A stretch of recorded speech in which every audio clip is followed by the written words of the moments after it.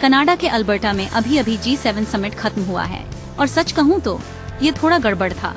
मेरा मतलब है दुनिया की top economies America, Canada, Britain, France, Germany, Italy, Japan सब एक जगह और वे एक जॉइंट स्टेटमेंट पर भी सहमत नहीं हो पाए। ये एक बड़ी बात है। चलिए नंबर्स की बात करते हैं। ग्लोबल इकोनॉमी लगभग 2.8% की दर से बढ़ रही है, लेकिन G7 वे पीछे छूट रहे हैं।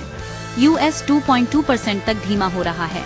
जर्मनी और इटली बेसिकली 0.8% पर अटके हुए हैं और जर्मनी अब एक्सपर्ट्स द्वारा परमानेंट क्राइसिस मोड कहीं जा रही सिचुएशन से डील कर रहा है। चीजें अच्छी नहीं दिख रही हैं।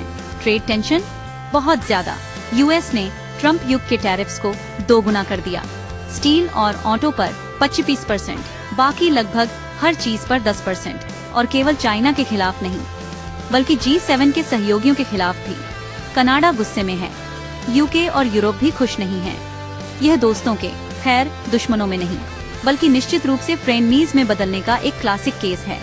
और बड़े ग्लोबल इश्यूज पर, middle east conflicts, Russia Ukraine war, बिल्कुल भी यूनिटी नहीं।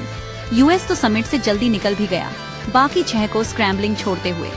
बड़े क्लाइमेट या ट्रेड डील्स के लिए कोई उम्मीद नहीं। डिवीजन्स बहुत गहरे थे, लेकिन यहाँ दिलचस्प बात है, G7 अडॉप्ट करने की कोशिश कर रहा है। वे इंडिया, ऑस्ट्रेलिया और साउथ अफ्रीका जैसे देशों को इनवाइट कर रहे हैं। वे tech, AI, quantum, clean energy की बात कर रहे हैं। बॉटम लाइन, G7 का कभी मजबूत रहा फ्रंट अब क्रैक्स दिखा रहा है। अनसर्टेनिटी और तेजी से बढ़ते क्राइसिस से भरी दुनिया में कंसेंसस ढूंढना बहुत मुश्किल हो गया है और ये सबके लिए एक प्रॉब्लम है।